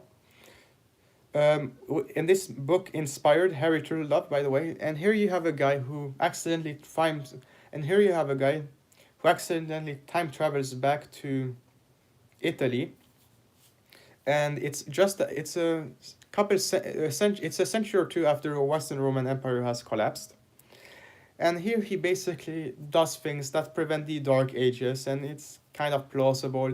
You have a Eastern Roman general, Belisarius, who fights on his side. It talks about the Ostrogoths, who apparently were quite tolerant, enlightened despots, rulers, where you have freedom of religion, although they still torture people. And this book ends with the Goths uniting into one quasi-liberal empire. So yeah, the Dark Ages are prevented in, I think, in the earliest alternative history book, Lest Darkness Falls. That was an amazing book. Let's see, did I read anything else that I really liked this year? Oh yeah, there's Why Do Androids Dream of Electric Sheep by Philip K. Dick. I didn't like that much Man in the High Castle, one of the oldest alternative history books by Philip K. Dick. But Do Androids Dream of Electric Sheep, also known as Blade Runner, I think that's my favorite book I read this year. It's not my favorite book of all time. I still think that 1984, Sphere, The Shining, those are better books. But my God, that's such a great book, The Android's Dream of Electric Sheep. It's mind-bending. It's sci-fi. I love the Blade Runner movie, but this book is better probably. And you have questions here of what it is like to be human. And this book asks questions about what's the difference between being a human and a robot, and what's it like to have empathy. And here you see people, oh, I'm gonna take away my good emotions to give them to someone with sad emotions. So yeah, it's a creepy sci-fi futuristic book. And also people are immigrating to Mars, but if you have mental problems, then you have to stay on Earth, or if you have physical deformities. And you question how empathetic the humans are actually.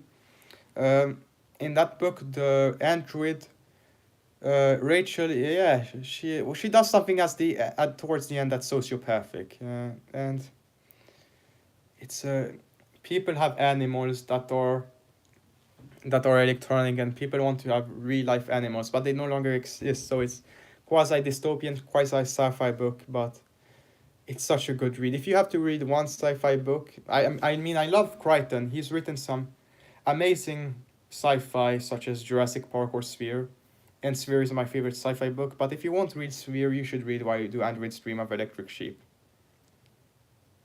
Although if you don't, although if you don't like mind-bending stuff too much, then maybe not. But yeah, that's great, amazing novel. Let's see, my brother David Grayark Gaming.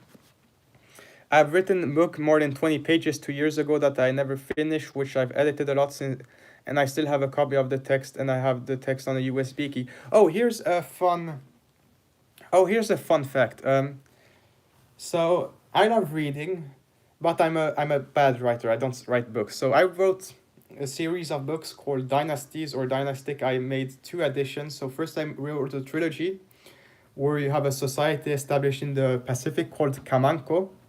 And I hope to it. It's a libertarian utopia kind of, but you also have gangsters there who kill each other, and you have civil wars. So yeah, it's a weird bad book. You have a lot of dialogue and violence, but it's not well written. And then I remade the version of that where you have this dynasty who establishes a kingdom in Hong Kong given by Deng Xiaoping and Thatcher, and that's also screwed up, and people keep killing each other. So yeah, I've tried to write fiction, and I suck at it. My brother will see how he writes, but I don't write good fiction. I know that. I may write a non-fiction book eventually, but I suck at fiction. I wish I could write like Harry Turtle, but I can't. To each their own in the good qualities. Let's see. Hymns are beautiful. Do you watch TV a lot? Okay, so I watch. Let's say I watch about a movie on average each week, right now, and when I have breakfast, when I have breakfast, dinner or lunch, then I watch a series. Then I like watching series. So I've watched The Punisher recently. I've watched a bunch of Disney series. I've got access to Disney Plus now. So the Star Wars series, I've watched Mandalorian and the Obi-Wan Kenobi series. But do I watch a lot of TV? Not really. I mean, sometimes I find a series I like, I binge watch it. I have binge watched a couple series with my mom when I was in Sweden, but I don't watch that much TV. Here's the thing. I'm one of the few people who reads more books in a year probably than watches movies. So, yeah, I watch TV maybe during lunch when here in my student apartment or when I'm eating, but no, I don't really watch that much TV. From time to time, if I'm sick, I'm gonna binge watch a bunch of TV. That's what I did in Sweden. I got sick in the beginning of November, so I binge watched The Big Bang Theory. I like that. That's a comedy series where the people are smart in it, and that makes me laugh. But no, I don't watch that much TV generally. Let maybe each day I perhaps watch 1 hour if you look at the time I take to eat.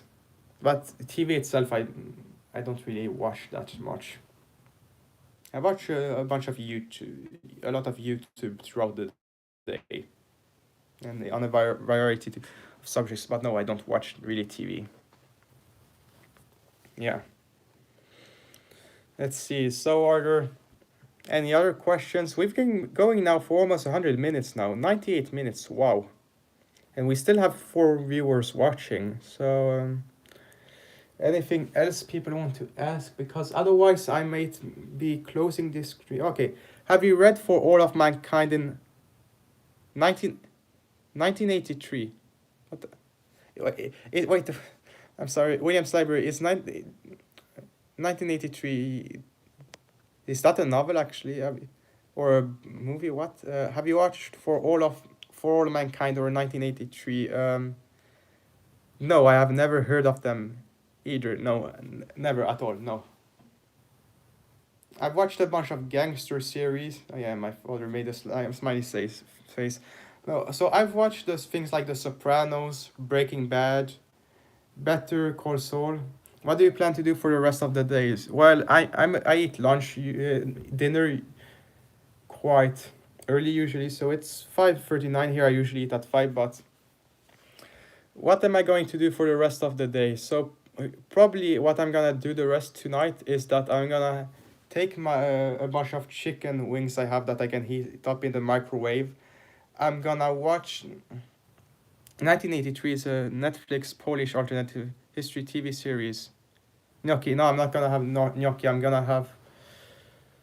Well, I can show you. No, you don't have to see that. But I'm gonna eat a bunch of chicken things, chicken wings that I can heat up, with some salad I have left from the tacos I ate yesterday, and I'm gonna watch an episode of the Big Bang Theory probably while I eat, and then I'm gonna probably read a little bit tonight.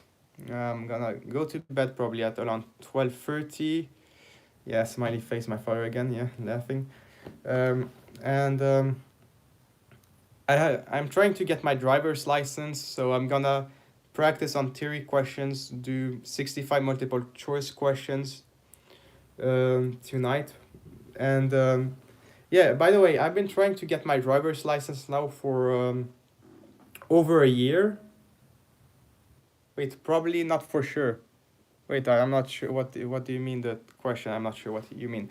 I've been trying to get my driver's license for over a year now. I passed the theoretical test on the first attempt, but I've done 5 driving tests and I failed them all because in Sweden they're extremely strict. So if you make a bunch of minor mistakes, they fail you, and it's quite expensive. So I'm going to try to take my license again in beginning of January. Hopefully I can. Hymns are beautiful. Here in America, you just do like 5 questions and do a test in a nearby neighborhood. Yeah, I love the United States. I mean, the United States is such a more laid back place than Europe. You're a much more freer place. You have a lot of less dumb rules in the United States than in Europe. So they that you will read this evening.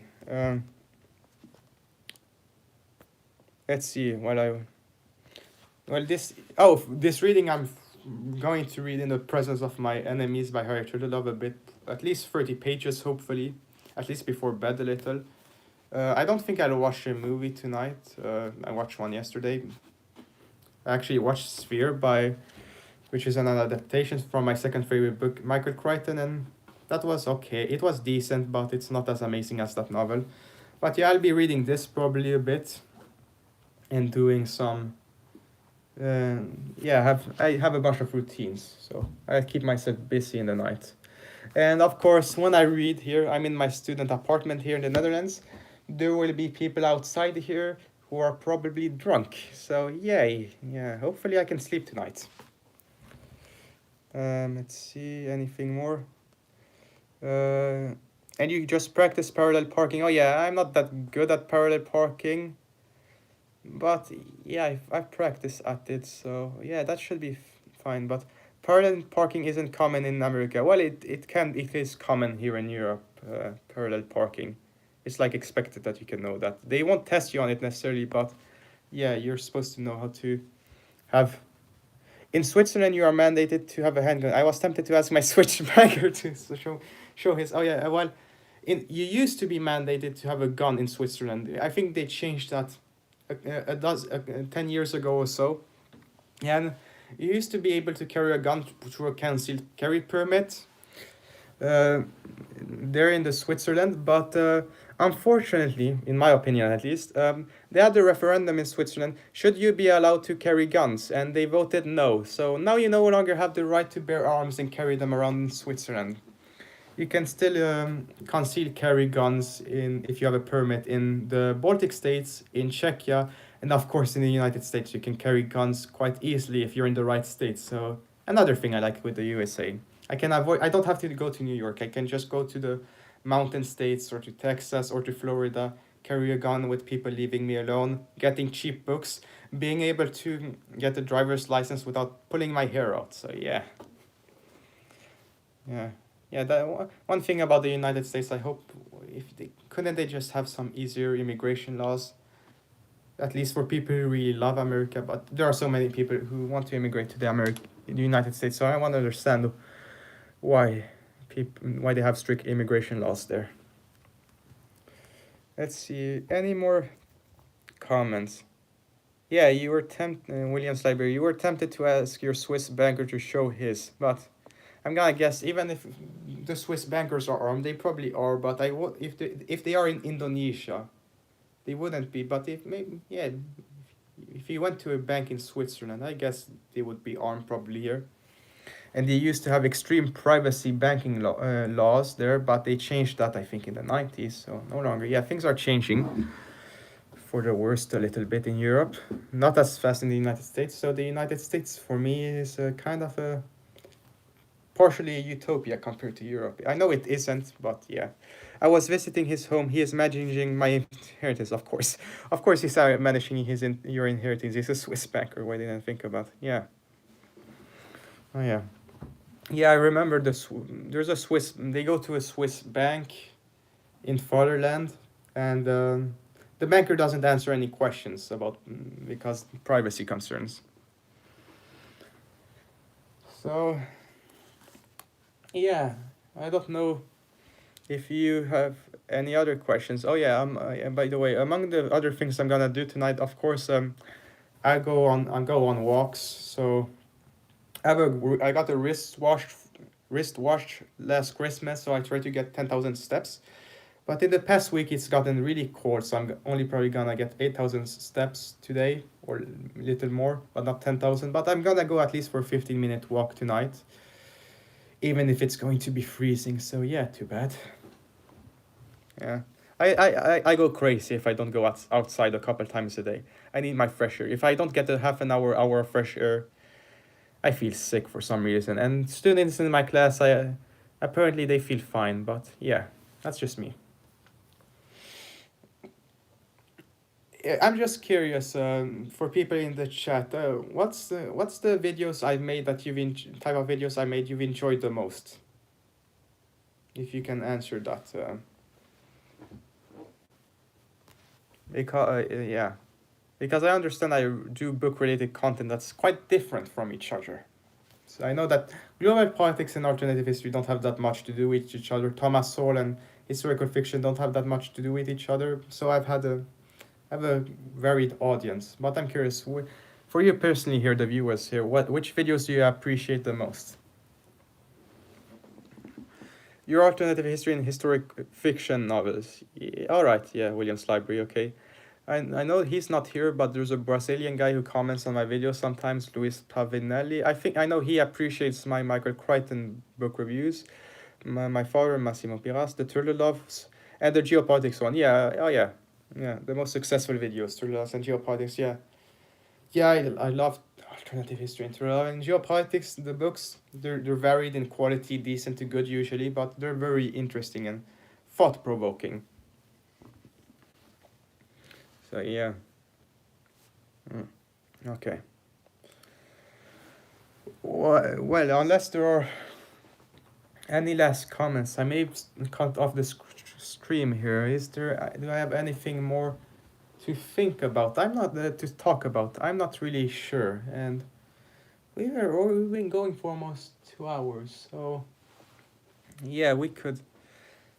If you have any more questions, I can answer them or talk about them, but otherwise I may close off the stream here. Yeah. Yeah, let's see, I'll give you a minute to if you have any more questions, but otherwise I'm gonna close it down, I think. So yeah, maybe a little quiet here. Let's see. Yeah.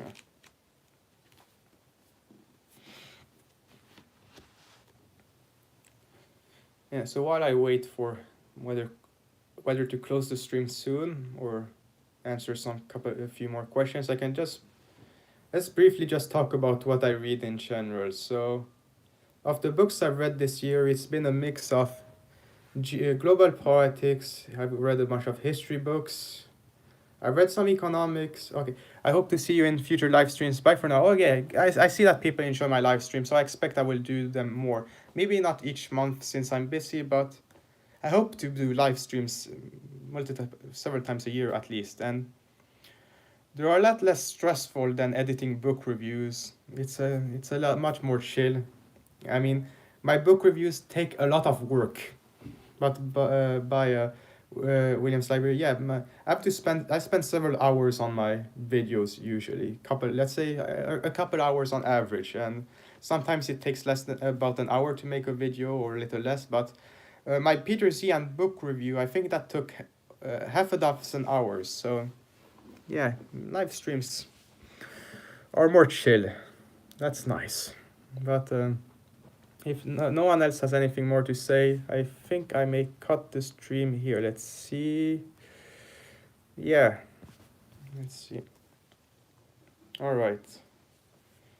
Yeah, as there's no more comments. Oh yeah, okay. My brother by Grey Gaming.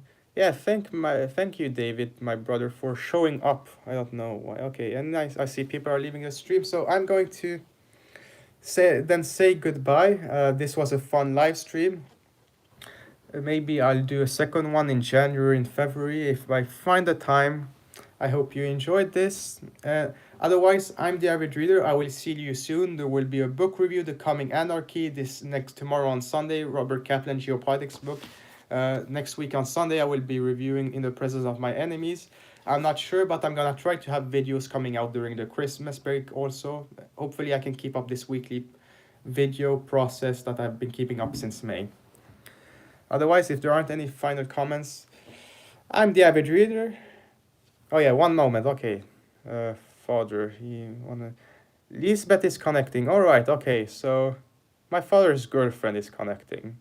By the way, Elizabeth, okay, she's a teacher, by the way, and fun fact, I read a lot for pleasure, and I know I read a lot more than her, so yeah. Not all teachers read that much for pleasure. I think maybe she reads a little bit, not as much as me, but let's see what she has to say, if she has anything to say herself. Yeah. Okay, what more can I bring up? Yeah, maybe I should talk about... Oh, hello, William. Hello, yes, Lagendreis. Yeah. Hello, okay. Well, if there aren't any more comments, then I may stop this live stream. No, I will stop this live stream now if no one has anything more to say, I think, and I'll go get something. Very few people read as much as you do, William. Yeah, and the thing is for me that I feel that I don't read that much myself, weirdly. I have never read 100 books in a year, and I probably will never do so. I haven't found the town in it. But just me reading an hour or two a day is way more than most people. Like, I don't read 5 hours every day. I read let's say on average now I read 1.5 hours a day. But most people don't read. Yeah, that kind of depresses me. One good thing I've seen about university, not much. Yeah, oh yeah. Well, I do read some. It's just that, well, there are some things, people who do things in extremes, they always feel that they don't do enough. It's a bit like how smart people feel that they're stupid. People who read a lot feel that they don't read enough. So yeah, it's a paradox. And people who don't read a lot, they're like, oh yeah, it doesn't matter, I read enough. And people who are stupid think they're smart. So yeah, weird paradox. But when I was in high school, barely anyone read. I'm the one kid in class who has a book during the break or who reads during the lunch break. I'm the one guy in class that the teacher can talk about with books. But here in university, at least, I can see that at least, I'm gonna say half of the students in my class read for pleasure. They don't read as much as me, of course. Yeah, I'm something of, what's a good word? An iconoclast or something. I'm eccentric in my reading habits. Let's say, compared to other people. But I'm glad that in university, at least, a lot of people seem to read books also. I was surprised that I read a book on Chernobyl for the class recently, and I thought, oh, this is a longer book, so people won't read it. But there were at least one or two other students who chose to take the bigger book. So, yeah, I'm in a class setting where I feel that I'm surrounded by people who actually know kind of what they're talking about. High school students in Sweden, they're nice, but they care more about celebrity things and sports than intellectual stuff and books. So, yeah, different environment. Meh. So, yeah, that's an interesting aspect of university. But if no, let's see if there was any more comments here. Yeah, okay, so my father and his girlfriend have left some comments, but I think I'm gonna leave off here, stop this live stream now, of almost 2 hours long. It's double as long as I intended originally, but that's fine. I'm glad that people watched and enjoyed this. So I will. Having said that, I'm the avid reader. Thank you, readers, for watching this stream. And I will see you, readers, next time. I'll see you, readers, on Sunday. Let's see how I close this stream. I wish you have a nice evening. Yeah, I wish my dad that you also have a nice evening. Goodbye. I'll be signing off now. Are you sure that you want to stop stream? Okay, goodbye. Bye, readers. Thank you for watching. Bye. Thank you for this live session. No problem, Lisbeth. Bye.